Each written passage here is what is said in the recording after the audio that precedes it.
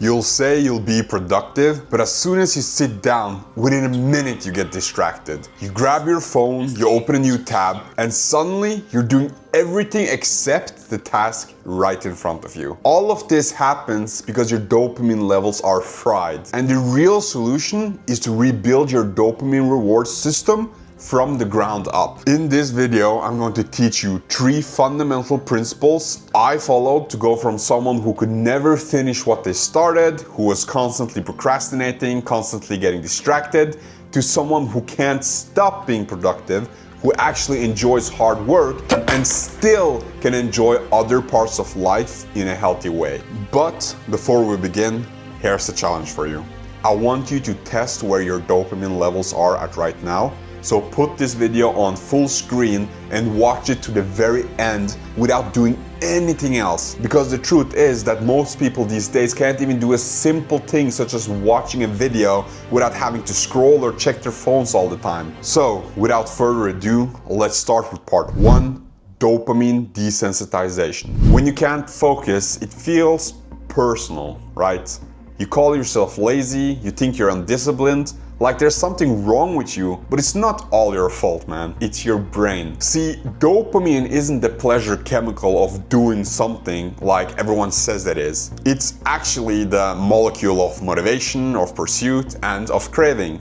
It's the thing that drives you to get up and get the thing that your brain thinks that it wants. So you can think of it less like the satisfaction you feel after a meal and more like the hunger that drove you to cook in the first place. Your brain has this clear difference between wanting and liking something. So dopamine is like the engine of wanting, meaning that it is what makes you move, chase, act. It's literally motivating you to go out and do something because in that doing there is something your brain deemed valuable in the end. So thousands of years ago it made us want to do things such as hunting, building, because the end reward was that we survived. But now the same system has been hijacked by your phone, your feeds, all of these notifications.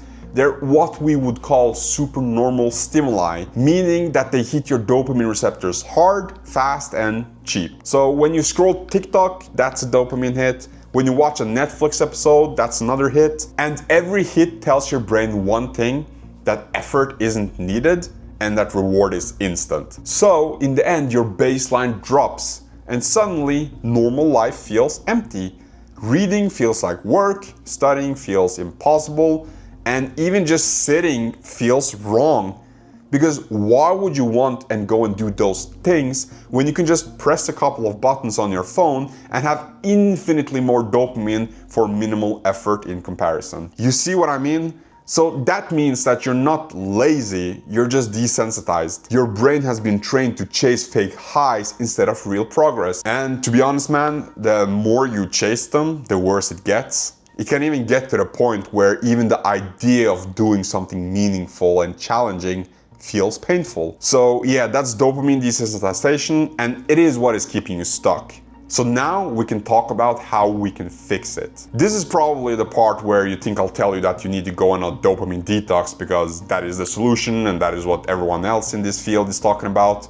But this is also where most people get it wrong. A dopamine detox is not the solution. It is only a part of it. It's the starting point, but the goal isn't to escape dopamine. It's to recalibrate your dopamine system so that it will start working for you instead of against you. And that begins with a hard reset because you can't reprogram what's still hijacking you, right? So at the start, you need to remove all the cheap dopamines. And be honest, you already know what those are. It's almost to the point where I don't want to tell you because I don't feel like I need to tell you. If you're honest with yourself, you already know. But for the record, it's the TikTok, it's the Instagram, Snapchat, Netflix binges, music blasting in your ear all day. Even that's a form of stimulation because it never gives your brain silence. All of those things that you'll get with just the press of a few buttons and all you need to keep doing is swiping your finger like this. Nah, man, it needs to go. And also, anything you spend over an hour on every day, it needs to go too. So if that's gaming for you, if that's dating apps or online shopping, whatever it is, be honest, become aware of it and remove it. And if that sounds too extreme for you and you feel like there's some resistance, like your brain is saying, yeah, but what if I want to talk with my friends on social media? What if I want to do this, or what if I want to do that? Listen, bro, if your friends want to talk to you, they have your number, they can text or call. And if you're not serious enough to take real action to become better, then maybe this video isn't for you, because I'm talking to the people who are ready to make immense changes in their life. So, with that out of the way, you have now removed the cheap dopamine, and you can start rebuilding and recalibrating your dopamine system from the ground up. But before we can do that, you need to understand something, which takes me to part 2. Dopamine is relative. Now, here is what most people don't understand when I say that dopamine is relative. Say that you wake up and you immediately just grab your phone, right?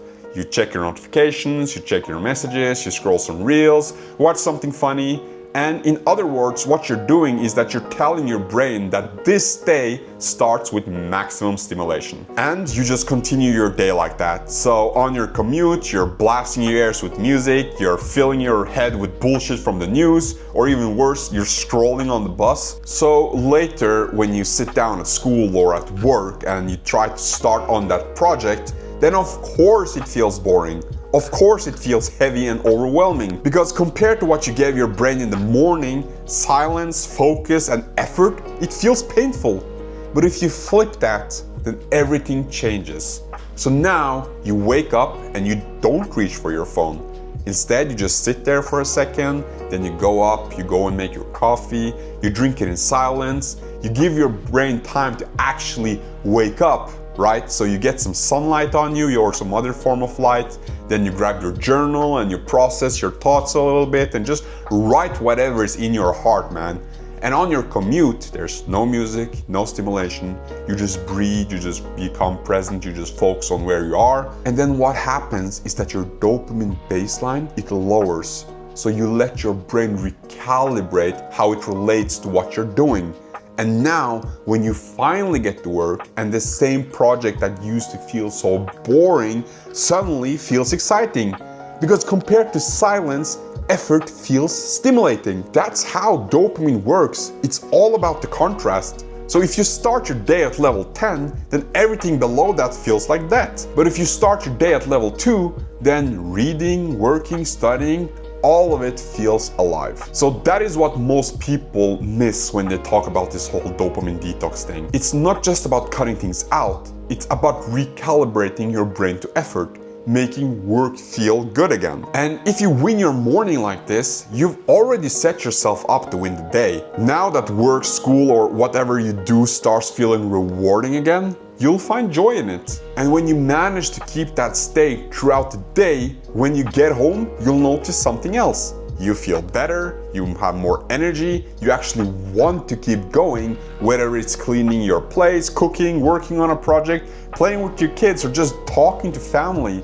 It all feels more alive because your brain isn't numb anymore. But when you compare all that to the contrast, which is instant gratification, social media, the notifications, all the bells and whistles of this modern life, your brain simply can't see it from that paradigm anymore. So dopamine is relative, and if you want to live a meaningful life, you have to know how to play your cards right so that your dopamine reward system aligns with your higher purpose. But that doesn't mean that you have to live life like a productivity monk all the time. I mean, if you want, you can, and I do for most of the time because that's just how I like it.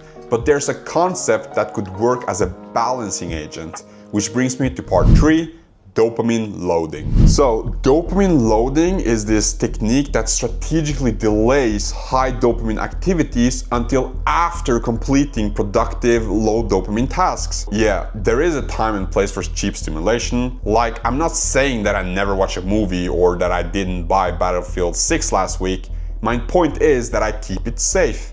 I save it for after the most productive parts of my day, and a lot of the times a couple of days later. But once I'm done, once I've finished the things that I set out to do, then sure, I'll play an hour of video games now and then, or I'll watch an episode of a show, but that's an extra reward on top of the reward that I already feel from doing the work. Because here's the truth, if I were to give myself those quick, easy dopamines before the hard stuff, then the hard things wouldn't feel rewarding anymore.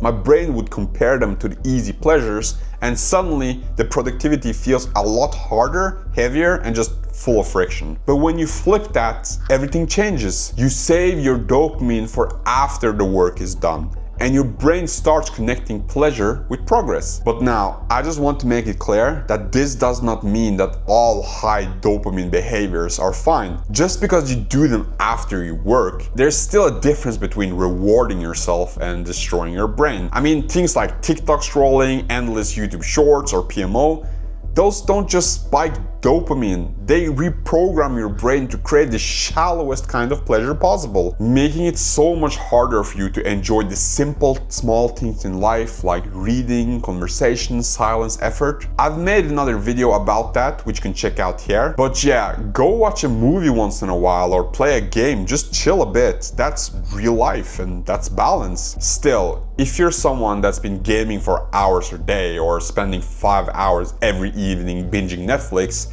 then you probably haven't built a mental muscle yet not to go overboard. And if you're honest with yourself and you realize that you're better off doing this whole dopamine detox first and then you practice the dopamine loading later, then that's real awareness, man. That's strength, and I'm proud of you. But if you already gained some control or that you feel like you can handle it, then yeah, start using dopamine loading as a tool to align your pleasures with your purpose.